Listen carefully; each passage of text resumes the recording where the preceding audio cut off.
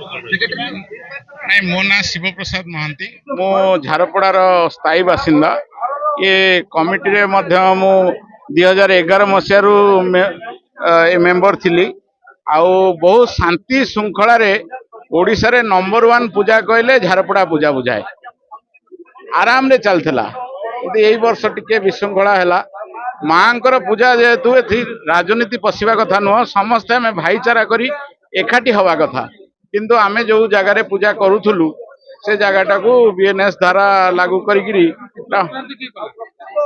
ସଂକ୍ରାନ୍ତ କିଛି ରାଜନୀତି ପୁରେଇଲେ ଆଉ କଣ କରେଇକିରି ଏଇଟାକୁ ଇଏ କରିଦେଲେ। ଯେହେତୁ ଆମ ଡିସିପି ମହୋଦୟ କହିଲେ ଦି ଜଣ ଅନ୍ୟତ୍ର ପୂଜା କରନ୍ତୁ।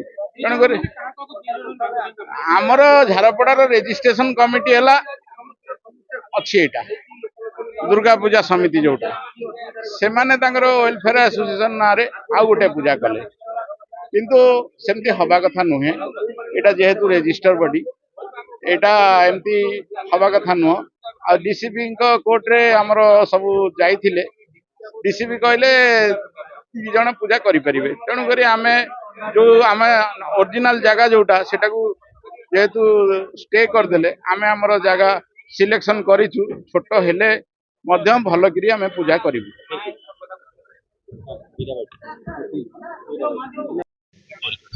ଜଣେ ସାଧାରଣ ସମ୍ପାଦକ ଝାରପଡ଼ା ଦୁର୍ଗା ପୂଜା ସମିତି। ଆରେ ମୁଖ୍ୟ ଉଦ୍ଦେଶ୍ୟ ହେଉଛି ଆମର ଝାରପଡ଼ା ଦୁର୍ଗା ପୂଜା ସମିତିର ଯୋଉ ଘଟଣାଟି ବର୍ତ୍ତମାନ ଘଟି ଚାଲିଛି। ଆମ ନାଁରେ ଯୋଉମାନେ ଝାରପଡ଼ା ଦୁର୍ଗା ପୂଜା ସମିତି ହେଉଛି ଆମର 2011 ମସିହାରୁ ଦୁର୍ଗା ପୂଜା ଆରମ୍ଭ ହୋଇଥିଲା। ସେତେବେଳେ ଆମର ଉପଦେଷ୍ଟା ମଣ୍ଡଳ ଠାରୁ ଲାଗିକି ସଭ୍ୟ ପର୍ଯ୍ୟନ୍ତ ସଭାପତି ସମ୍ପାଦକ ସେମାନେ ବର୍ତ୍ତମାନ ଯୋଉମାନେ କଣ୍ଟିନ୍ୟୁ କରୁଛନ୍ତି ସେମାନେ ବର୍ତ୍ତମାନ ଆମର ଏଠି ଉପସ୍ଥିତ ଅଛନ୍ତି। ଆଉ ସେ ପୂଜାଟି 2011 ମସିହାରୁ ଆରମ୍ଭ ହୋଇଥିଲା 2024 ପର୍ଯ୍ୟନ୍ତ। ଏ ବର୍ଷ ତାକୁ ପୋଲିସ ଆମେ ଯେତେବେଳେ ସେଠି ପୂଜା କରିବା ପାଇଁ ଆମର ସମସ୍ତ ସଦସ୍ୟଙ୍କୁ ନେଇକି ସେଠି ପରିଷ୍କାର ପରିଚ୍ଛନ୍ନ କଲୁ, ସେଇ ସମୟରେ ପୋଲିସ ଆମକୁ ସନ୍ଧ୍ୟା ବେଳକୁ ଦେଲା ସେଠି 163 ସେଠି କେହି ଯାଇପାରିବେନି।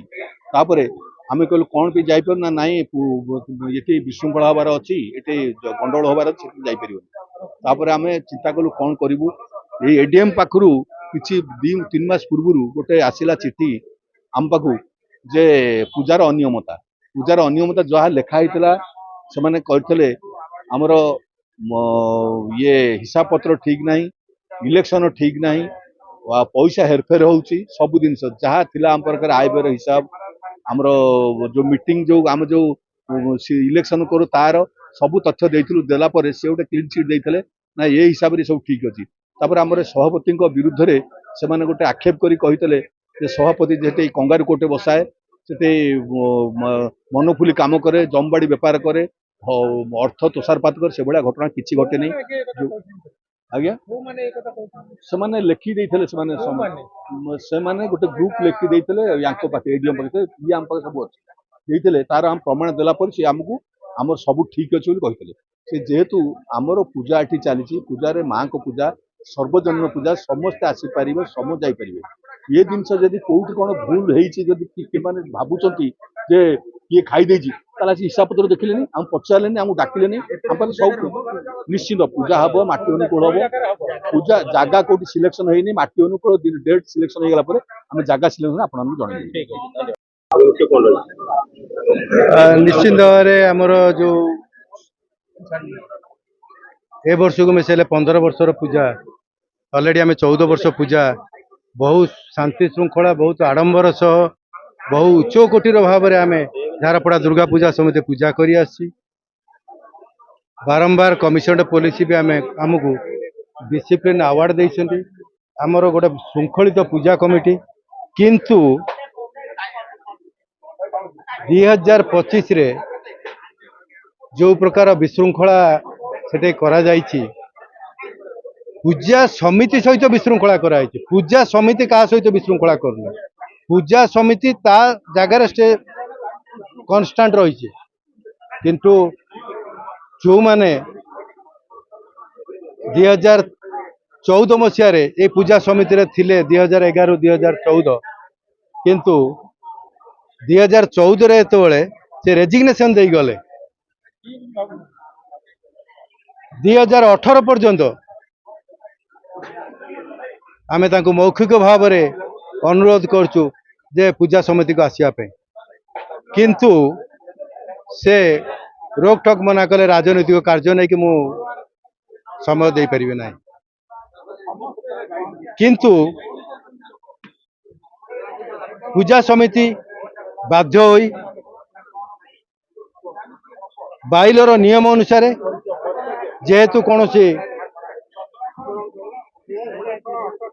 सी मीटिंग जनरल बॉडी मीटिंग रे से अटेंड कले नाही कौन सी सभ्य चांदा देला नाही सेथिपाई पूजा समिति बाध्य होई तांकू बरखास्त कला परे 2018 रु 2024 पर्यंत तुम मन पड़लानी किंतु वर्तमान मन पड़ला जे मो पूजा समिति सहित रही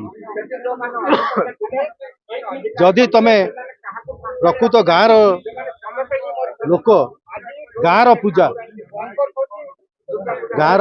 तुम स्वतःप्रभु द्वारा समस्त उत्साह समस्त ये रही आउ ये पूजा समिति झारपड़ा दुर्गा पूजा समिति होची खाली जे झारपड़ा गाँव नुह झारपड़ा ग्राम तार झारपड़ा अंचल को लेकिन पूजा तेणु तुम तो आसी पार समस्त अधिकार अच्छी सार्वजनीन पूजा रे कौन सी दल न थाए कौन सी धर्म कौन सी जाति न थाए गोटे सोसाइटी को एकजुट कर रखापी समस्ते गोटे भगवान को माध्यम रे से जगह समस्ते एकत्रित होती समस्त मस्तिष्क स्थिर रखी समस्त गोटे भाईचारा सृष्टि करने एगुड़ा सब करा जाए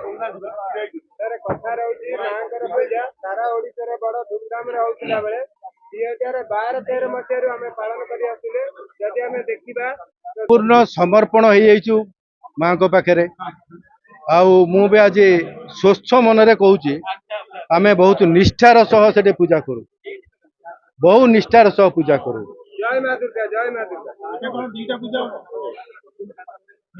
जेहेतु मानवर डीसीपी कोर्ट ऑर्डर करछन जे पूजा समिति रे झारपड़ा दुर्गा पूजा समिति जगार पूजा हम नहीं तेणु से पूजाटी जो दुईटा कमिटी भितर चली गोटे हूँ social welfare association DCP court निजे मेंशन कर सोशल वेलफेयर एसोसिएशन गोटे आउ गोटे हूँ झारपड़ा दुर्गा पूजा समिति विभिन्न अलग अलग जगार से कि जगार आउ करेंगे ना 163 बीएनएस लगी तेणु मान्यवर कोर्ट को आदेश को आम निश्चिंत भाव पालन करूँ से कमिशनरेट पुलिस नियम कानून अनुसार आम से विच्युत हो